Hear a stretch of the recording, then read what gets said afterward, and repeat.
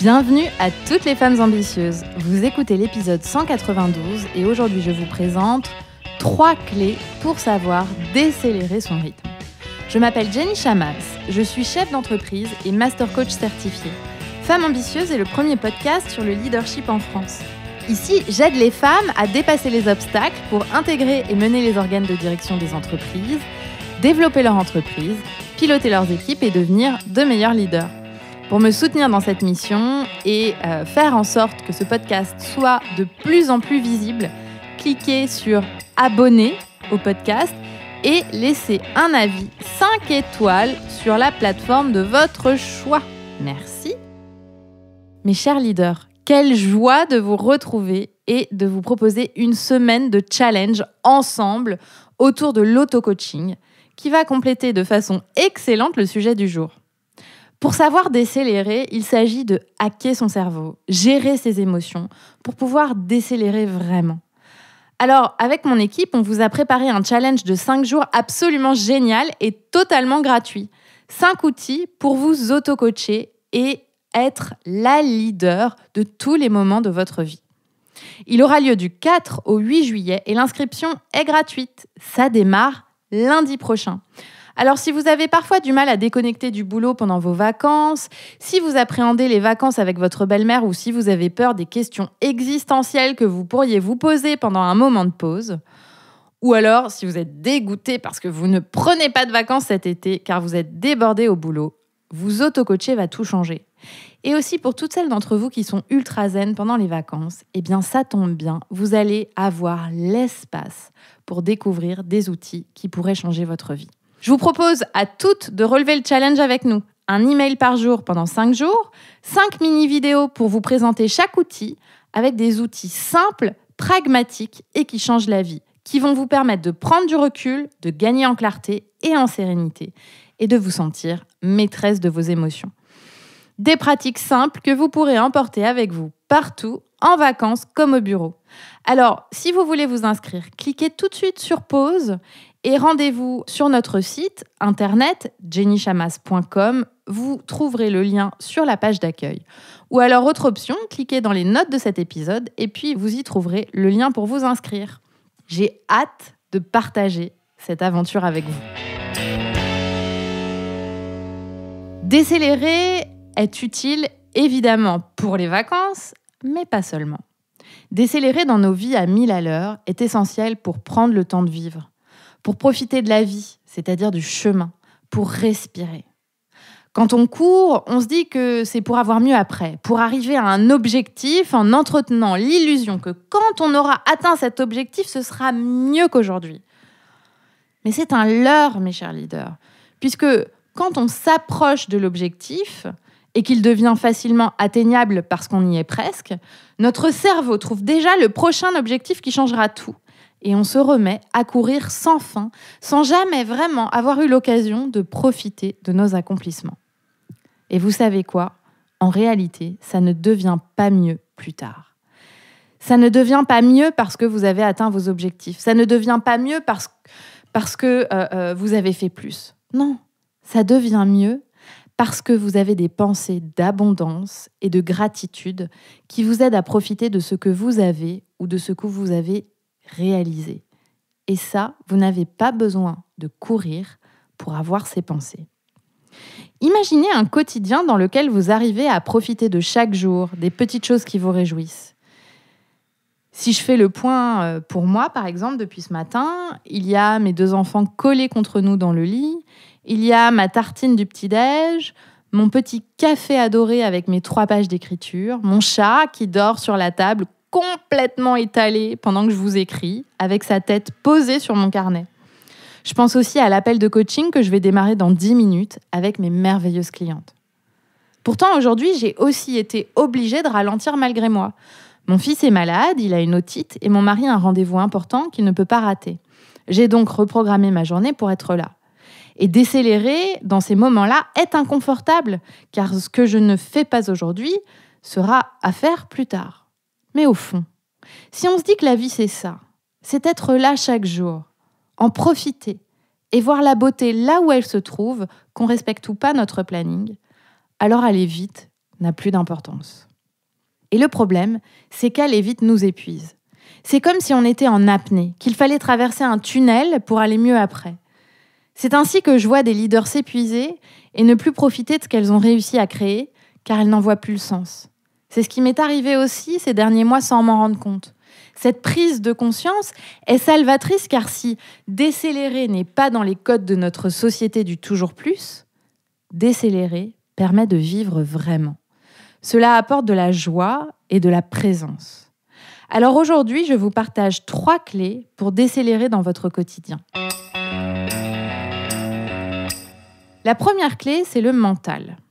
Et ici, j'ai 3 conseils pour vous aider.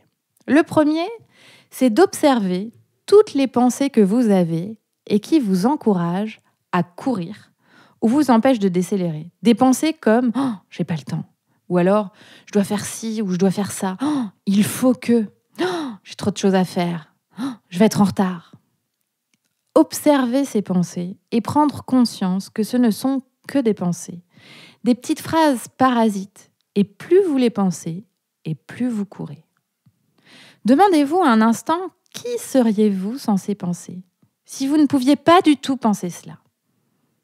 Mes chers leaders, ces pensées sont optionnelles, car in fine, vous avez toujours le choix de courir ou de ralentir. Deuxième conseil, redirigez votre tyran intérieur. L'une des raisons pour lesquelles vous n'arrivez pas à décélérer, c'est votre tyran intérieur. Vous savez, cette petite voix qui vous juge en permanence et vous rabâche des injonctions contradictoires. Oh, tu ne travailles pas assez pour être la meilleure. Oh, tu travailles trop pour tes enfants. Tu devrais vraiment faire plus de sport. T'es pas assez efficace. Oh, tu devrais en faire moins. Et puis dis donc, tu devrais davantage te reposer. Ces pensées automatiques, parfois inconscientes, vous poussent à faire toujours plus, toujours mieux. Et comme vous voulez éviter l'inconfort de vous sentir coupable de faire moins, eh bien, vous continuez à courir. Sauf que ce tyran intérieur, vous n'êtes pas obligé de l'écouter. Vous pouvez lui dire gentiment, dans une conversation intérieure avec vous-même, que oui, vous l'entendez, mais que en fait, vous décidez de ne pas l'écouter, que vous travaillez comme vous pouvez, que vous êtes maîtresse de votre emploi du temps et que vous faites toujours de votre mieux dans votre vie et que c'est déjà énorme. Troisième conseil pour gérer votre mental, c'est d'orienter vos pensées vers votre pourquoi. Quelles sont toutes les bonnes raisons pour lesquelles vous voulez décélérer? Dans mon cas, par exemple, il s'agit d'être en meilleure santé, de préserver mon dos et de continuer à kiffer mon quotidien. Cette raison-là, pour moi, me permet de trouver la motivation nécessaire à décélérer. Car décélérer n'est pas inné, ça demande des efforts, surtout quand on est habitué à foncer et à être validé par notre entourage, notamment professionnel, mais aussi personnel, quand on fait toujours plus. C'est vrai que quand on fait toujours plus, on a des compliments, on a des retours positifs, et du coup, on cherche la gratification immédiate et on en fait toujours plus, toujours plus, toujours plus. Alors, quelles sont vos bonnes raisons pour décélérer? Quelles sont vos motivations? À chaque fois que vous vous voyez courir ou remettre à plus tard le fait de prendre le temps, pensez à toutes ces raisons et faites vos choix en conscience. Et enfin, 4e conseil, bloquez toutes les notifications. Et vous noterez que ce conseil, je vous l'ai donné aussi dans le podcast de la semaine dernière. Bloquez les notifications de messages, là, le message qui sonne sur l'ordinateur, le mail qui sonne sur votre ordinateur quand vous êtes au bureau. L'enfer! Bloquez ces messages, ces emails, ces notifications Instagram. Ce sont de vrais puits sans fond. Ils vous obligent à être tout le temps alerte, à passer du coq à l'âne. Ça vous fait perdre du temps, ça vous fait papillonner, ça vous fait perdre en efficacité, ça vous coupe votre concentration. Et vous avez l'impression d'avoir plein de choses à faire quand en fait, le plus important et ce qui compte vraiment pour créer de bons résultats ne prend pas tant de temps que ça. Sans notification, observez votre rythme qui décélère. Donc ça, c'est la première partie, le mental. Alors je vous répète les 4 conseils. Premier conseil, observez toutes les pensées que vous avez et qui vous encouragent à courir ou vous empêchent de décélérer. Ce ne sont que des pensées. Deuxième conseil, redirigez votre tyran intérieur et dites-lui ce que vous pensez de lui. Troisième conseil, orientez vos pensées vers votre pourquoi. Pourquoi voulez-vous décélérer? Et quatrième conseil, bloquez toutes les notifications. Après le mental, je vous propose de passer au corps. Pour décélérer, vous avez besoin de vous connecter à votre corps. La première chose que je vous conseille ici, c'est de respirer. Pour décélérer, un moyen rapide et efficace est de vous connecter à votre souffle, de respirer. Profondes inspirations et expirations, ça vous pouvez le faire plusieurs fois dans la journée, vous mettre des rappels sur votre téléphone portable. Vous pouvez essayer la cohérence cardiaque. Vous pouvez tout simplement faire une balade dans la nature ou alors une méditation. Respirer vous permet de vous reconnecter à votre souffle vital, à l'essentiel, sans lequel rien dans votre vie ne peut exister, car sans souffle, vous ne pouvez pas vivre. Respirer est apaisant, est calmant, et c'est d'ailleurs pour cela que de multiples formes de thérapie encouragent à la respiration. La sophrologie, l'ostéopathie, parfois certains psychologues aussi commencent leurs séances en faisant respirer leurs patients. L'hypnose, etc. Et puis aussi des pratiques sportives et spirituelles comme le yoga, par exemple. Deuxième conseil après respirer, c'est d'évacuer le stress et la pression par le corps. Quand on court et qu'on a du mal à décélérer, en général, c'est parce qu'on ressent une émotion qui nous encourage dans cette voie. D'après mon expérience de coach, il y en a plusieurs. Il y a la pression, il y a l'urgence, il y a l'impatience, le stress, l'anxiété. Demandez-vous laquelle de ces émotions vous encourage à courir. Une bonne façon de prendre du recul et d'accueillir l'inconfort de ces émotions sans courir est de trouver une activité physique. Du sport, par exemple, du cardio pour celles d'entre vous qui ont envie de se défouler en faisant de la boxe, des cours de HIIT ou de dynamo. Ou alors du sport plus doux pour celles d'entre vous qui veulent simplement se connecter à l'instant présent et à leur souffle. Je pense au yoga, au pilates. Le tout, c'est de trouver votre formule, celle qui marche pour vous, celle qui vous fait kiffer. Et pour celles d'entre vous qui ne sont pas sportives, et oui, je pense aussi à vous, mes chers leaders, eh bien, vous pouvez aller marcher en observant l'horizon et ou le ciel. C'est toujours une bonne idée pour décharger. Et pensez à ne rien faire d'autre que marcher. Laissez tomber le podcast, laissez tomber le téléphone. Simplement marcher. Vous verrez qu'après ça, vous serez plus sereine, plus posée et plus à même de prendre le temps et de décélérer. Donc après le mental, il y a le corps, la connexion au corps, avec comme premier conseil le fait de respirer et comme deuxième conseil d'évacuer le stress et la pression par le corps, notamment par le sport ou la marche.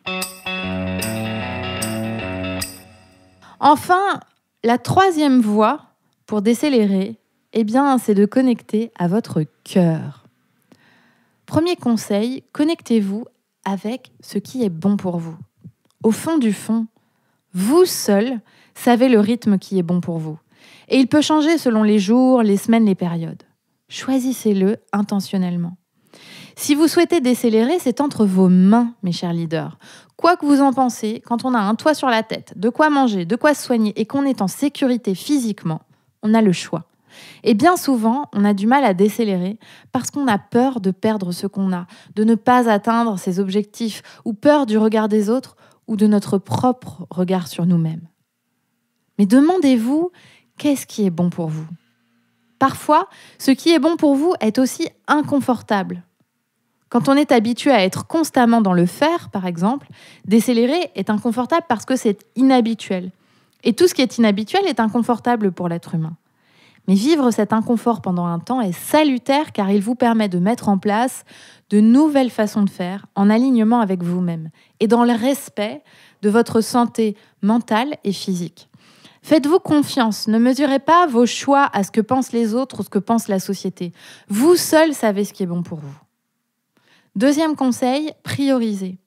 Faites des choix si vous avez trop de choses sur le feu. Restez simple. Pas besoin de tout faire et de faire parfaitement. Qu'est-ce qui est le plus important pour vous? Suivez votre cœur et mettez votre énergie au service de ce qui est essentiel pour vous dans votre travail et dans votre vie personnelle. Le reste attendra. Et enfin, 3e conseil pour vous connecter à votre cœur. Écoutez votre intuition. Contrairement à votre tyran intérieur, votre voix intérieure, c'est-à-dire votre intuition, sait ce qui est bon pour vous. Sauf que l'intuition chuchote quand le tyran intérieur parle à haute voix.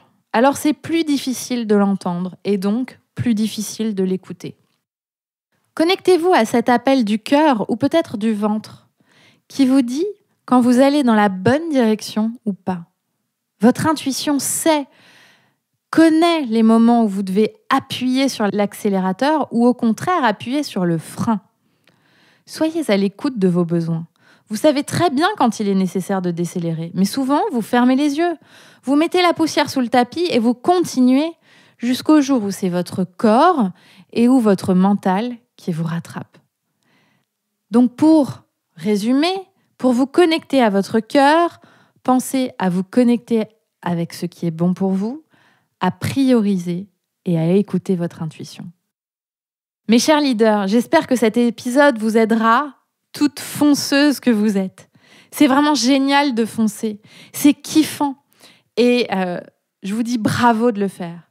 Et en même temps, ça ne peut pas se faire non-stop. L'équilibre, c'est aussi écouter ce dont notre corps a besoin, ce qu'il peut encaisser ou pas. Quoi qu'il arrive, vous êtes parfaite telle que vous êtes et valable, quel que soit votre rythme. Alors bonne pratique de décélération. Saviez-vous que l'Hebdo des leaders, cette lettre personnelle dans laquelle je partage mon expérience et mes outils les plus précieux de leadership, est accessible seulement via notre newsletter? Inscrivez-vous gratuitement pour la recevoir tous les vendredis. Le lien est dans les notes de cet épisode. Vous dirigez une entreprise ou occupez des fonctions de décideur RH? En tant qu'organisme de formation, Coach Happy accompagne vos talents féminins pour de meilleurs résultats, un leadership affirmé et davantage de confiance.